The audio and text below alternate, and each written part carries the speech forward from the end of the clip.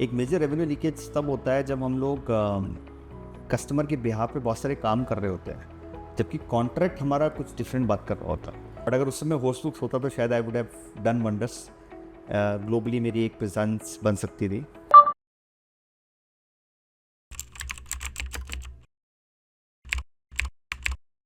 Welcome to the host book series. This is Unfiltered with host books. हम बहुत सारे industry related सीरीजेस बना रहे हैं। ये जो सीरीज है ये स्पेसिफिक है हमारी लॉजिस्टिक्स एंड डिस्ट्रीब्यूशन बिजनेसेस को लेके। तो मेरे साथ सचिन जी हैं। सचिन जी होस्ट बुक के साथ लास्ट 6-8 महीने से काम कर रहे हैं, गाइडिंग कर रहे हैं। वो डिफरेंट इंडस्ट्री के लिए how to create a product उस बारे में हेल्प करते रहते हैं। उनका 26 साल का एक्सपीरियंस में मोस्ट ऑफ द टाइम ही spent as the CFO for Toll, DHL and Blue Dart. ये तीनों एमिनेंट लॉजिस्टिक्स कंपनी इंडिया में हैं। उन्होंने अपना जो फॉर्मल जॉब छोड़ के उन्होंने अपना प्रैक्टिस स्टार्ट किया to support and enhance the capabilities of startup India. तो कुछ एमिनेंट स्टार्टअप को भी इस लॉजिस्टिक्स वगैरह में वो सपोर्ट कर रहे हैं, जिसका नाम है अपना CDS एक्सप्रेस, EG कम, फ्रेट टाइगर, ETC। तो सचिन जी एक CA हैं और उनकी जो एक्सपर्टीज़ है बिज़नेस को कैसे मैनेज किया जाए एफिशिएंट और tax efficiency and income legitimate way, उसमें काफ़ी वो काम करते हैं। Sachin ji, welcome to the podcast. Thank you sir, thank you for inviting me again. Sachin ji, आपने आपका बहुत कीमती समय दिया है इस इंडस्ट्री में, और इस इंडस्ट्री का प्लस माइनस इंडस्ट्री कहाँ पे जाएगा, I think no one can tell better than you. Host book manufacturing, distribution and HoReCa में काफ़ी स्ट्रॉन्ग है। नेचुरली लॉजिस्टिक्स हर इंडस्ट्री में कहीं ना कहीं इंटीग्रल पार्ट होता है, एंड वी ऑल्सो सब दैट कैटेगरी ऑल्सो। आपके हिसाब से बताइए, होस्ट ये जो इंडस्ट्री है लॉजिस्टिक्स एंड डिस्ट्रीब्यूशन, इसमें क्या क्या पेरिनियल चैलेंजेस है, और इस चैलेंजेस में इग्नोरेंस और लैक ऑफ इंफ्रास्ट्रक्चर कितना रोल प्ले करता है? वेरी वैलिड क्वेश्चन है। First of all thank you very much for inviting for this session. देखिए, मैंने लॉजिस्टिक इंडस्ट्री में good amount of time spend किया है, इंडिया एंड ग्लोबली। मैंने ज़्यादातर कंपनीज़ में ये नोटिस किया है कि लॉजिस्टिक को लेके होम ग्रोन सॉफ्टवेयर्स बने हुए हैं सबके। सो सबने अपनी पेरिनियल प्रॉब्लम्स को एड्रेस करते हुए अपने अपने ऑपरेशंस के कस्टमाइजेशन किए हुए हैं। अकाउंटिंग के लिए SAP और Oracles ऑफ द वर्ल्ड को यूज़ किया है, और अपने अपने वेयरहाउसिंग के लिए, लॉजिस्टिक्स के लिए, थर्ड माइल डिलीवरी के लिए, लास्ट माइल डिलीवरी के लिए, लॉन्ग हॉल के लिए, लाइन हॉल्स के लिए, प्लस एयर शिपमेंट, सी शिपमेंट्स के लिए, और क्लियरेंसेस के लिए अपने खुद के इंटरनल सॉफ्टवेयर्स को उन्होंने डेवलप किया। या फिर कोई एक कंपनी जिसने वो सॉफ्टवेयर बनाया तो उसको पिक करके अपने अकाउंटिंग के सॉफ्टवेयर को अटैच करते हुए उन्होंने समाओ अपनी इस लॉजिस्टिक्स और ऑपरेशंस को मैनेज किया। तो मैंने देखा है कि इंडिया के अंदर SMB इंडस्ट्री के अंदर, स्पेशली जो मिड साइज़ और स्मॉल साइज़ कॉर्पोरेट्स हैं जो लॉजिस्टिक्स में काम करती है, उनको काफ़ी सारे चैलेंजेस आते हैं। जो मेजर चैलेंजेस मैंने नोट डाउन किए हैं उसके अंदर एक तो एयरवे बिल ट्रैकिंग का उनका बड़ा चैलेंजेस है। उनको PODs को कलेक्ट करके अपने सेंट्रल लोकेशंस पे लेके आना, उनको कंसोलिडेट करना और उससे रिलेटेड इन्वॉइसिंग कराना, उनको मैनिफेस्ट को अपने इंश्योर करना कि उसके अंदर कंसोलिडेशन हो जाए, उसकी इन्वॉइसिंग हो जाए, और उसके डिलीवरी के लिए डेस्टिनेशन लोकेशन पे पहुंचाए और वहाँ से चले जाए, और फिर देन अपनी टीम को डिस्ट्रीब्यूट करके फाइनल डिलीवरी लोकेशंस पे डिलीवर हो जाए। उसके बहुत सारे चैलेंजेस देखे हैं। मैंने देखा है कि कॉस्ट के ऑप्टिमाइजेशन नहीं हो पाते हम लोग, और समटाइम्स क्या होता है कि कॉस्ट को किस पर्टिकुलर बकेट में डाल के उस कॉस्ट को किस तरीके से रियलाइज़ किया जाए, वो एक चैलेंज आता है। मैंने ये चीज़ नोट करी है कि कॉन्ट्रैक्ट के ऊपर क्या रेट लिखी हुई है, किस रेट में आपने अपना बनाया है और किस रेट पे आपने प्रोडक्ट को डिलीवर किया है, उसकी मैचिंग करते हो उतनी प्रॉफिटेबिलिटी आई नहीं आई, प्लस उसके बेसिस पे हमने कॉन्ट्रैक्टिंग करी नहीं करी, वो एक चैलेंजेस बहुत ज़्यादा आते हैं। वेयरहाउसिंग इंडस्ट्री के अंदर मल्टीपल चैलेंजेस आते हैं, जैसे कि जो कंपनीज वेयरहाउसिंग का काम करती हैं उनको stock tech, inventory, racking system, real time racking की रिपोर्ट निकालना, रियल टाइम स्टॉक की रिपोर्ट निकालना, इनवर्ड एंड आउटवर्ड को पूरा ट्रैक करना, अपने कस्टमर को उसकी इन्फॉर्मेशन देना टाइमली, उसकी MIS बताना और उनको बताना कितना स्टॉक आपका पुराना चल रहा है, कितना नया चल रहा है, टाइमली उसकी स्टॉक टेक करना और फिर उसके बेसिस पे वो इन्फॉर्मेशन उनको देते रहना continuously so that they can take action on their stock. वो एक बड़े चैलेंजेस आते हैं। ई-कॉम इंडस्ट्री के लिए बड़े चैलेंजेस आते हैं कि उनको ये नहीं पता चलता कि उनका कितना पैसा जो है वो लॉजिस्टिक कंपनीज़ के पास अटका हुआ है। तो लॉजिस्टिक कंपनी को ये इशू आता है कि वो कितना पैसा उनको देना है, तो वो पैसा कलेक्ट करते हैं उनके बिहाफ पे, वो पैसा वो टाइमली रिकनसाइल नहीं कर पाते। वो मैंने एक बड़ा चैलेंजेस और इश्यूज देखे हैं। रेवेन्यू लीकेजेस क्या होता है कि हम we keep investing our time and energy in terms of delivery. तो हमें नहीं पता था कि हम कितना कॉन्ट्रैक्ट के ऊपर डिलीवरी कर रहे हैं। तो हमने कॉन्ट्रैक्ट किया X का, मगर हम X+1 की डिलीवरी कर। तो these are some of the issues which a logistic industry keep facing time and again, because वहाँ पे सॉफ्टवेयर जो है ना इन सारी चीज़ों को कैप्चर नहीं कर पाते। तो वो एक मैंने पेरिनियल प्रॉब्लम अपनी लॉजिस्टिक इंडस्ट्री में 10 साल के एक्सपीरियंस में देखी। Be it Blue Dart, be it DHL और टोल लॉजिस्टिक्स, वेदर इंडिया और globally, we have face this perennial problem again and again. So मेरा सर आपसे एक क्वेश्चन है। आज मैं ये बात कर सकता हूँ कि ये चैलेंजेस हमारे हैं। आपको क्या लगता है कि होस्टबुक्स हमें किस तरीके से कुछ एक चीज़ों को मिटिगेट कर सकता है? या तो हम लोग 50 प्रॉब्लम में से 40 प्रॉब्लम को सॉर्ट आउट कर लेंगे? क्या वो प्रॉब्लम्स हैं जो मैंने एक्सप्लेन करी हैं आपको, उसमें से कितनी प्रॉब्लम्स को आज की डेट में टेक्नोलॉजी के लिए और प्रोडक्ट के इंटरवेंशन के साथ होस्टबुक सॉल्व आउट कर पाएगा? देखिए सर, जब हम लॉजिस्टिक्स वर्टिकल अपने सॉफ्टवेयर में लेकर आए, उसका 2-3 मेजर रीज़न था। एक है कि जहाँ पे हम मैन्युफैक्चरिंग करते हैं, डिस्ट्रीब्यूशन बिजनेस करते हैं, वहाँ पे लॉजिस्टिक्स एक नेचुरल पार्ट बन जाता है। एब्सोल्युटली। दूसरा क्या है कि हमने ये भी बोला कि हमने बहुत सारे प्रोडक्ट के साथ इंटीग्रेट कर लेंगे, आपका काम हो जाएगा। बट इंटीग्रेट में क्या होता है कि लोग क्या करते हैं कि जो एक नुआंसेस होता है, जो इंट्रिकेसीज होता है बिजनेस का, लोग फ्रंट एंड को बहुत ज़्यादा फोकस करते हैं। लॉजिस्टिक्स बुकिंग कैसे हो जाएगा, ट्रक अलर्ट कैसे हो जाएगा, बट जो उसका मेन पेन पॉइंट है, जैसे आपने बोला कि भाई ये जो आपकी GC होती है, गुड्स रिसीट सिटी, वो कैसे ट्रांसफ़र होता है, उसके फाइनेंशियल इम्पैक्ट क्या है, एयरऑयल बिल को कैसे ट्रांसफ़र होता है, कैसे उसकी अकाउंटिंग कैसी होनी चाहिए, ट्रिप क्या है। फिर आपका लॉजिस्टिक्स में या फ्लीट में जो कोर ऑपरेशन में जाओगे, आप तो लाखों गाड़ी तो आप खुद नहीं कर सकते, आपको गाड़ी रेंट में लेना है। How to manage that rental. आप किसी गाड़ी को खरीद रहे हो, उस गाड़ी के ऊपर आपने कितना बिजनेस किया, correct, are it is optimal or not. वो गाड़ी को आपको प्रिवेंटिव मेंटेनेंस में भेजना है, करेक्ट। आपकी गाड़ी का टायर का कितने किलोमीटर चलना चाहिए, उसकी MIS आपको चाहिए कि why my tyres are either doing well or bad, correct. आपकी बैटरी लाइफ क्या है, करेक्ट। ये जो ऑपरेशन है ना, हमने जहाँ पे, जैसे आपकी कस्टमर हमने भी कहीं से मिला, तो ये साइड कोई बिजनेस का देख नहीं रहा था। तो front end is always fancy and is a beautiful aspect of looking at the business, but ultimately business का जो रेवेन्यू लीकेज होता है, that happens at the back and. ये हमें बहुत जल्दी समझ में आया।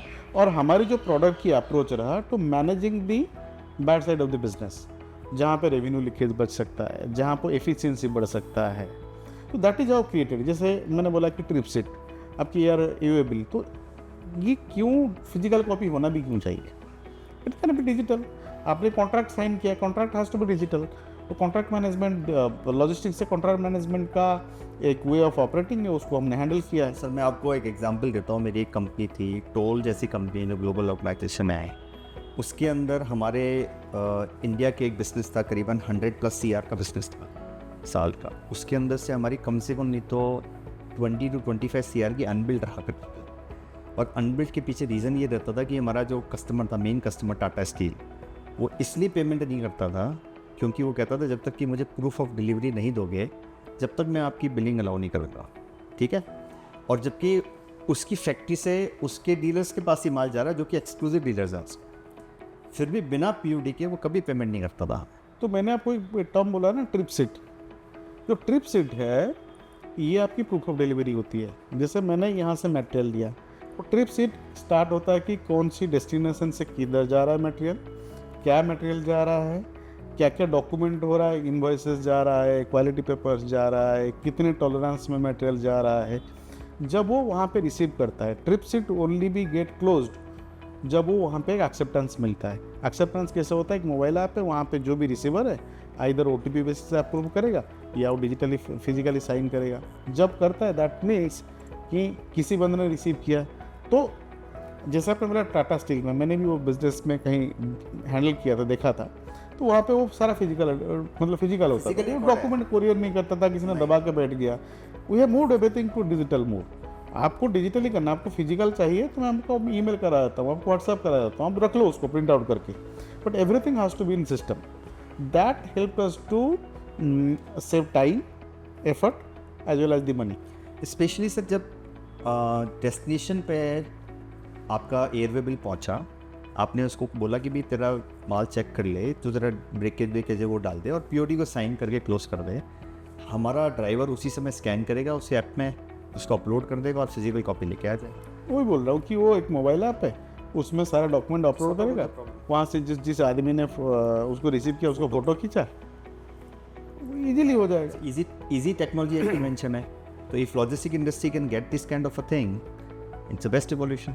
नहीं, ये लोग यूज करने लगे हैं, मतलब वो स्टार्टेड इम्प्लीमेंटिंग दिस।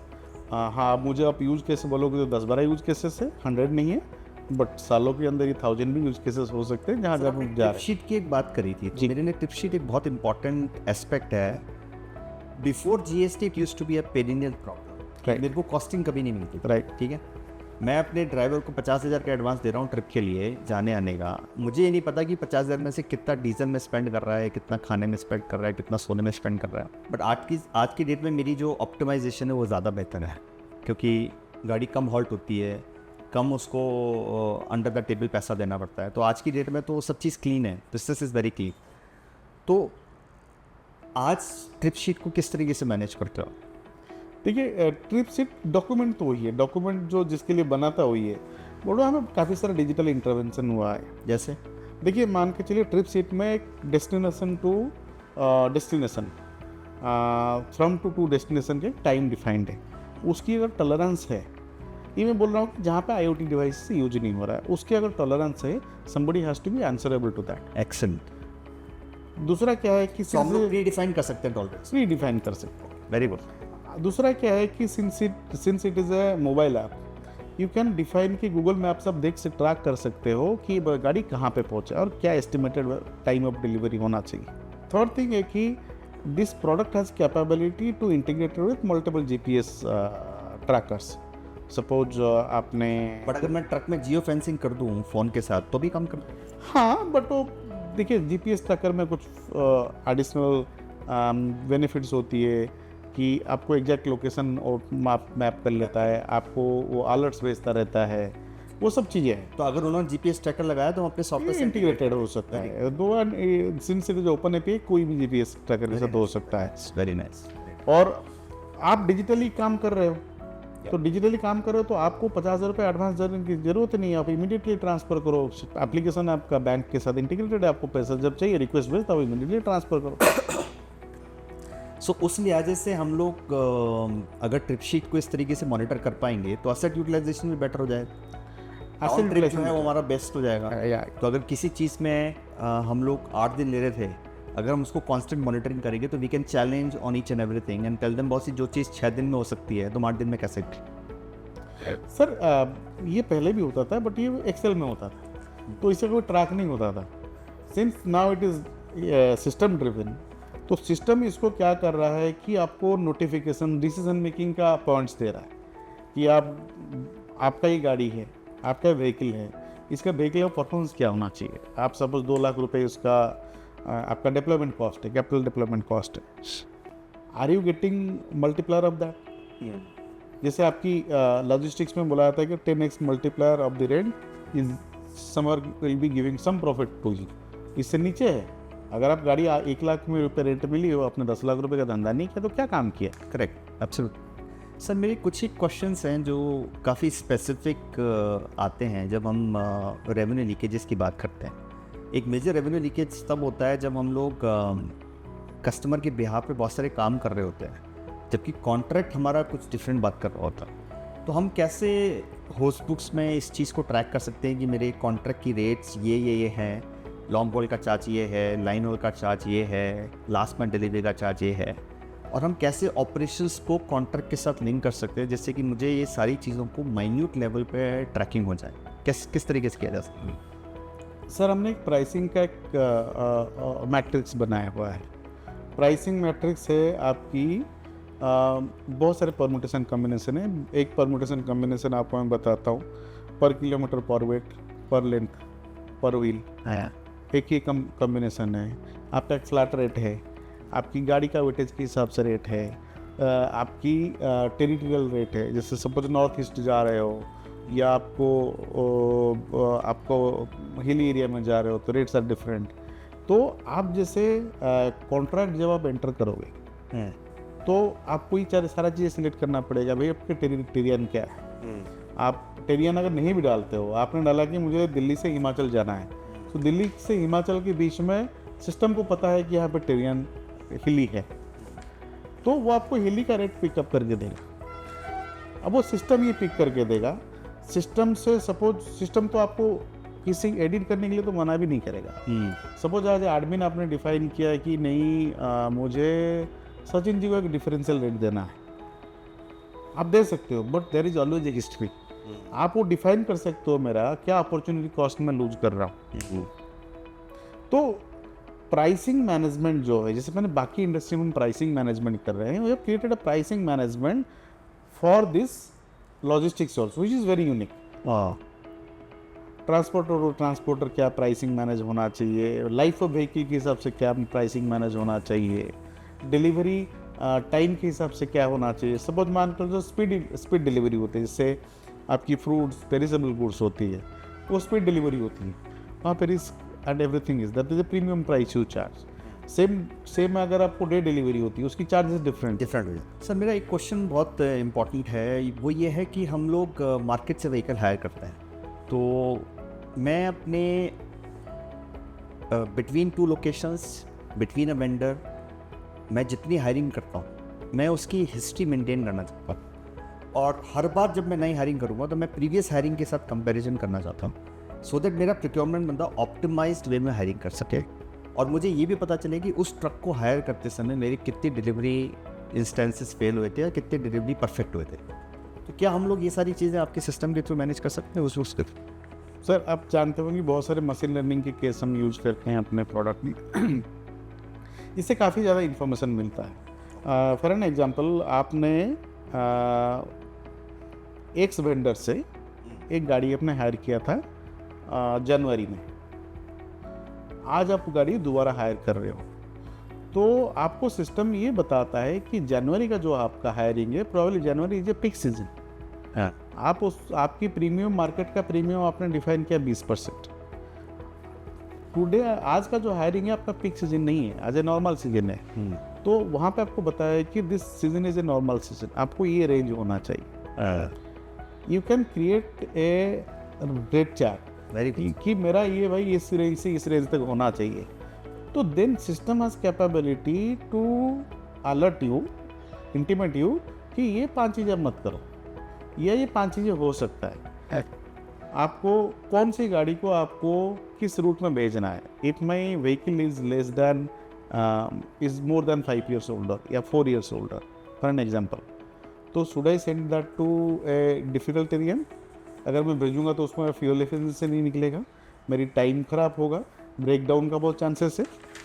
ये सब फैक्टर्स को भी ये सिस्टम आपको अलर्ट करता है। सो बेसिकली आप कह रहे हो कि मैं अपनी फोरकास्टिंग एंड डिमांड प्लानिंग जो है पूरी सिस्टम के थ्रू कर सकता हूँ, जिसके अंदर मैं ये भी देख सकता हूँ कि मेरे जो पीक्स हैं या मेरा बेल कर्व है जिसकी बेसिस पे मेरी रेट्स ऊपर नीचे जो जाती हैं, उसका बैकहैंड पे सारा मॉनिटरिंग करके मेरे को वो एक ऑप्टिमाइज रेट बता देगा कि अगर आपको हायरिंग करनी है इस वेंडर से तो ये इस रेट पे आप हायर कर सकते हो, this is optimize rate.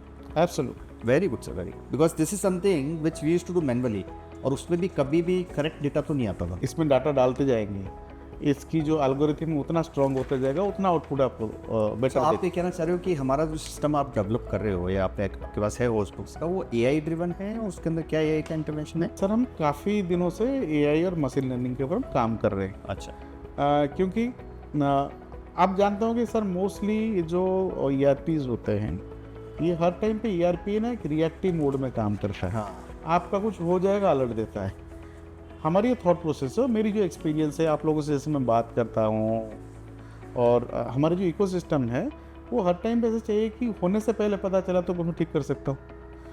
GST मैंने गलत काटा है, but if I can say that GST जब मैं काट रहा हूँ वहाँ पे मैं पकड़ लूँ ये गलत कर रहा हूँ, तो कर सकता हूँ। एक बार करने के बाद तो उसको रेक्टिफाई करना तो is a hell of task. तो पर्पस ये है कि host book should be treated as a investment in the business rather than a cost. तो हमने जितने भी बेस्ट हो सकते हैं प्रोएक्टिव मेजर्स को लेके आने के लिए कोशिश कर रहे हैं। वेरी गुड सर मेरे 2-3 क्विक क्वेश्चंस हैं। एक तो ये है कि हमारी जो इंडस्ट्री ट्रांसपोर्ट की है काफ़ी रॉ है, उसके अंदर जो ओनर ड्रिवन ट्रक ड्राइवर्स बहुत ज़्यादा होते हैं। तो जो लॉजिस्टिक कंपनीज होती हैं जो कि खुद बहुत ज़्यादा ऑर्गेनाइज्ड हैं, उनको भी इन अनऑर्गेनाइज्ड लोगों को मैनेज करना पड़ता है। तो इनके document collection during the hire एक काफ़ी प्रोमिनेंट प्रॉब्लम है, जिसके अंदर वो उनके आधार कार्ड लेते हैं या उनका ड्राइविंग लाइसेंस लेते हैं या उसका रजिस्ट्रेशन सर्टिफिकेट्स लेते हैं। तो क्या आप मुझे टेक्नोलॉजी का सपोर्ट दे सकते हो जिसके अंदर कि while I am actually punching their information कि मैं ये ट्रक हायर कर रहा हूँ, ये स्पेसिफिकेशन का हायर कर रहा हूँ, उस दौरान मैं उनके डेटा को भी कलेक्ट कर सकता हूँ कि भैया ये तुम्हारा आधार कार्ड दे दो, ये पैन दे दो, मैं सीधा अपलोड कर दूँ और बाद में मैं इसको रिप्लेस कर सकूँ? सर देखिए, हम बहुत ऑर्गेनाइजेशन के लिए केवाईसी वेरिफिकेशन के लिए काम कर रहे हैं। हम लोग डिफरेंट गवर्नमेंट बॉडी के साथ, डिफरेंट टेक्नोलॉजी पार्टनर के साथ हमने एपीआई इंटीग्रेशन किया है तो वैलिडेशन के लिए। सिमिलरली अगर आपको गाड़ी का हायर करना है तो there are multiple APIs available जहाँ से आप गाड़ी की इंफॉर्मेशन आप कर सकते हो। खाली गाड़ी हायर करना बहुत सारे चैलेंजेस होते हैं जो हम डिस्कस अभी करते हैं कि भाई ये गाड़ी का टैक्सेस भरा हुआ ना नहीं हुआ है, इसकी जो लाइसेंसेस जो है अपडेटेड है ना नहीं है, ये जो गाड़ी है इसका इंश्योरेंस पेबल है ना नहीं हुआ है, क्योंकि आपको कोई डॉक्यूमेंट फर्जी भी ला के दे सकता है। तो ये आपको बहुत सारे एपीआईज है, उस एपीआई को आप कलेक्ट करके ये से ले सकते हो from the turn off owner का आधार कार्ड। तो हम लोग कुछ एपीआई यूज़ करते हैं ओनर का आधार कार्ड वेरीफाई करने के लिए, वो कंपनी की वेरिफिकेशन के लिए जीएसटी एपीआई यूज़ करते हैं, पैन कार्ड की वेरिफिकेशन के लिए जीएसटी एपीआई और पैन कार्ड के दूसरे भी वेरिफिकेशन की एपीआई है।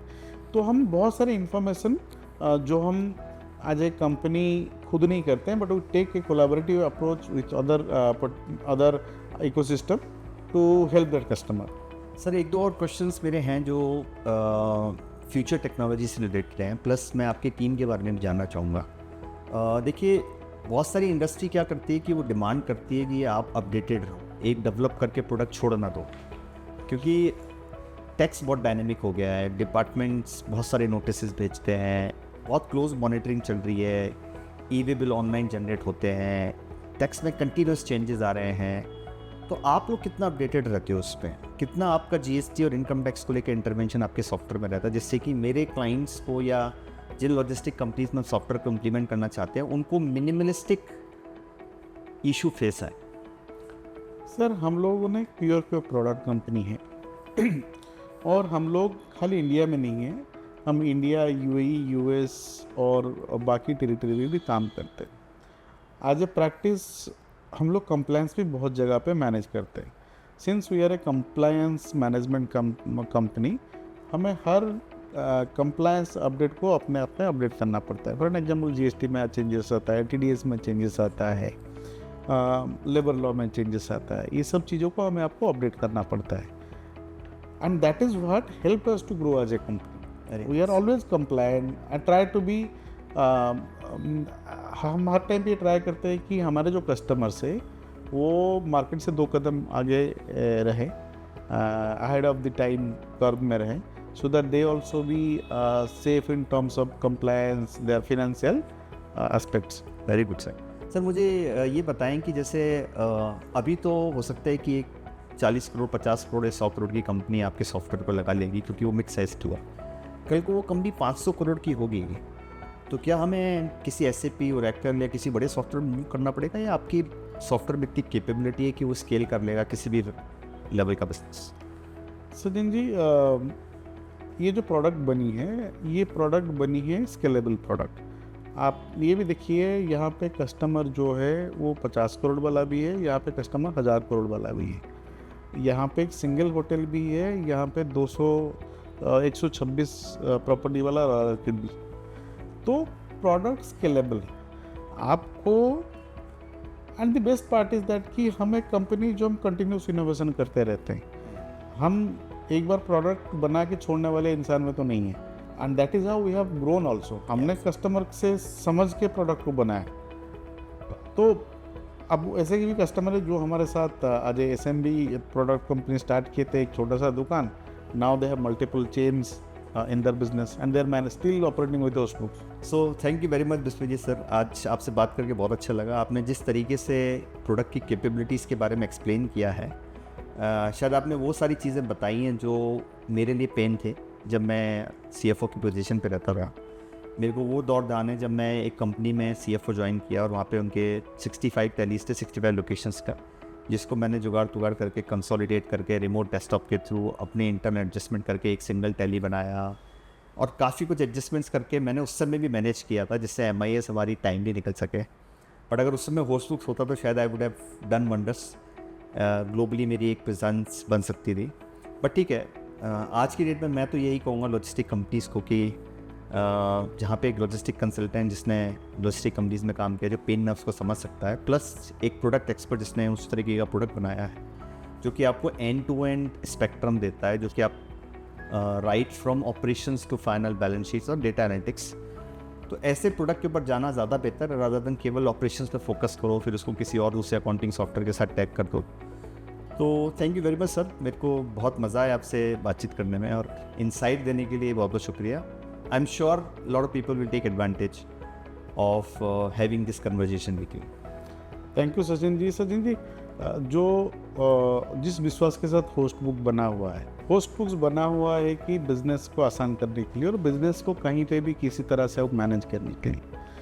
हम तो हर SME को बोलते हैं या हर बिजनेस को बोलते हैं, आप अपना प्रॉब्लम लेके आओ, हम यहाँ पे सॉल्व करेंगे। हमारे पास नहीं है तो बना के आपके लिए देंगे, but we want to solve the problem of SAP India.